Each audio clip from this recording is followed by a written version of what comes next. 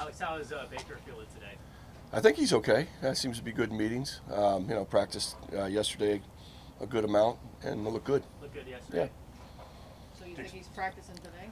I think he'll go today, for sure, and then we'll determine later in the week, how he's feeling.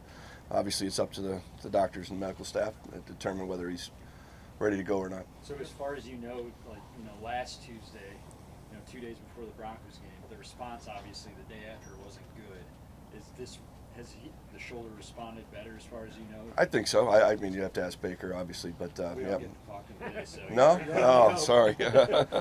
Yeah, no, I think he's feeling okay right now. Just whether or not it's healed up enough for this week or not. So how much work does Case get? Case gets more than he usually does, I would say. He doesn't take, we don't split the reps, but all backups are ready to go with no reps, and that's kind of the job of the backup. So he'll be ready to go regardless of how many reps he takes. When we did talk to him yesterday, he mentioned that he has to be mindful to protect himself more than maybe normally he would. For you and working with Kevin as far as calling the game and putting stuff in the game plan, do you have to modify some stuff to protect Baker from Baker a little bit? That's game plan stuff. We probably shouldn't discuss, but he's got to be mindful. He's got to be safe, until he's fully healed.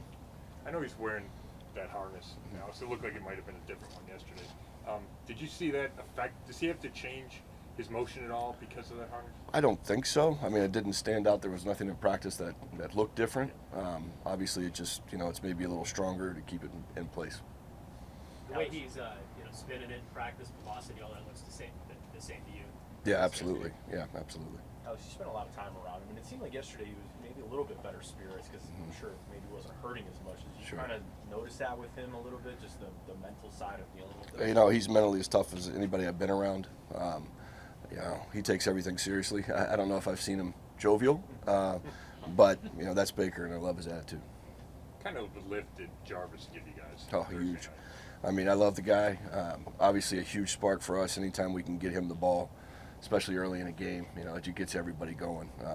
For him to battle back, and make it on a Thursday night game was big for us, and we felt his energy out there for sure. What is it about? Can you pinpoint it? That, Toughness. He gets the ball and everybody gets fired. Toughness, leadership, obviously his playmaking ability. His hands are incredible. I mean, strong hands. Just the leadership he provides, in practice on the sideline, and the energy he brings on game day. It's tough to match, and guys get excited for him because he's a guy you like to pull for sure.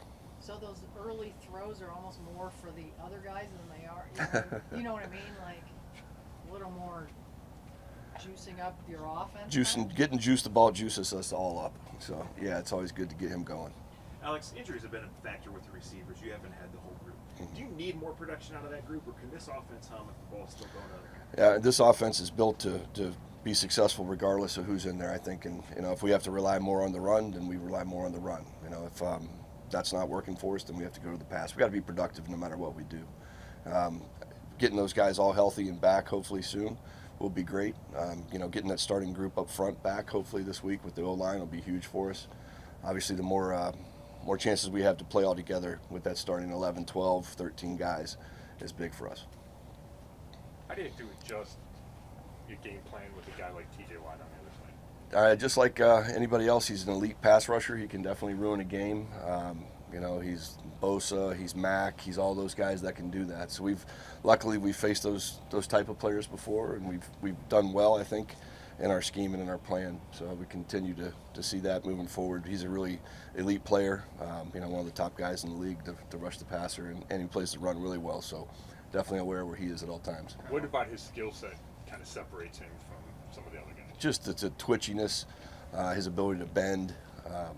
He's quick. You try to reach him on a run block, and he can slip you really quickly inside. Just all the things he brings. Obviously he's one of the top players in the league.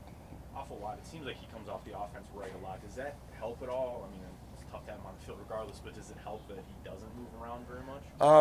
It can. I guess at times you kind of know where he is going to be, but they do move him around in some of their packages, so you can't always say he's going to be on that right side, on that right defensive end side. But they have other players too we still have to be mindful of. Obviously, some good pass rushers other than him as well. What kind of 1-2 punch can Chubb and Dearness be? Hopefully, just like our Chubb and Kareem, hopefully those guys can play off each other. The big thing, I was really proud of Dearness. Came in, did exactly what we've seen him do every time he's come in for us. He's been productive and successful in the run game. So, hopefully he can take some of that load off of Nick this week. If Nick goes, hopefully they can both be healthy and full of energy in the fourth quarter. Yesterday, Kevin said that those three back, they're all different runners. So, what makes Ernest different from in the way he runs versus Nick? Yeah, I think his leverage. He's really low to the ground. It's tough to find. He gets in behind those linemen with a low pad level, and he always seems to be falling forward. That's the big thing. Very patient. Understands the wide zone game really well. Is very patient before he puts his foot in the ground. When Baker came out yesterday, could you tell that he was raring to go? Oh yeah, no, he's been raring to go last week. Even when he came out and did some things in practice, but wasn't healthy enough. He's always ready to go. Don't worry about that. What was the best thing Case did last week? Did not turn the ball over. Obviously, anytime we can leave a game with 0 giveaways, we feel like we're going to be in good position to win that game. He did a great job managing. He got rid of the ball a few times when he had some pressure. Did a great job of distributing the football. I think 10 different guys caught a pass from him.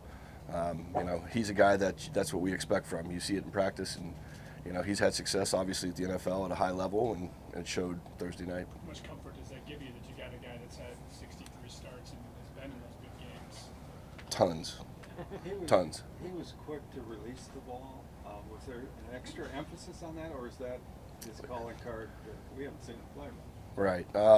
That's understanding the system, understanding the situations, understanding the defense as presented.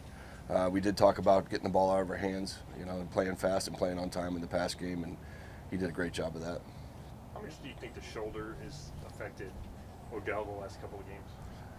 I tell you, it's another guy that I'm just proud of to get there to game day. That's a serious injury. It's a painful injury. There's not much you can do for it other than medicate it on game day, and then the sideline pass before the half when he slammed onto the ground. I thought that was going to be it for him for that game, and tough as nails to come back and play in the second half, give us 2 more catches, and be out there on the field affecting defenses. So really credit to him and his toughness. So, I assume you were always a Steelers fan growing up. Until they cut me. Well, I was getting to that. How much of a blow was that at that point in your career? I was lucky enough to be there.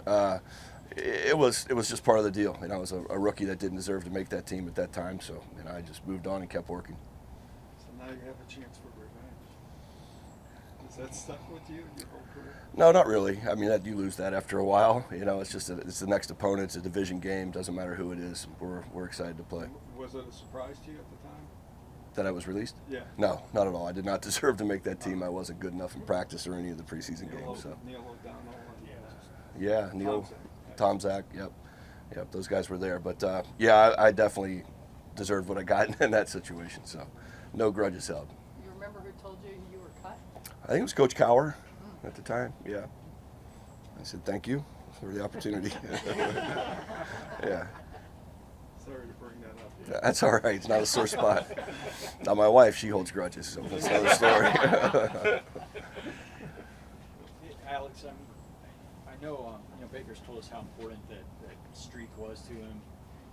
He obviously didn't want it to end. Right. Is there, you got other guys, you mentioned OBJ, you got other guys pushing through stuff. You Right. think maybe they're going to be done. Do you think any of it stems from the quarterback kind of being the way he is? It's such an example, in my opinion, when you come out, for the walkthrough in a sling, and then you come out and you practice. He did everything he could to get ready for that game, and I think that leaves an impression on everybody else. He's doing everything he can to be there for his teammates, and I think it's definitely infectious.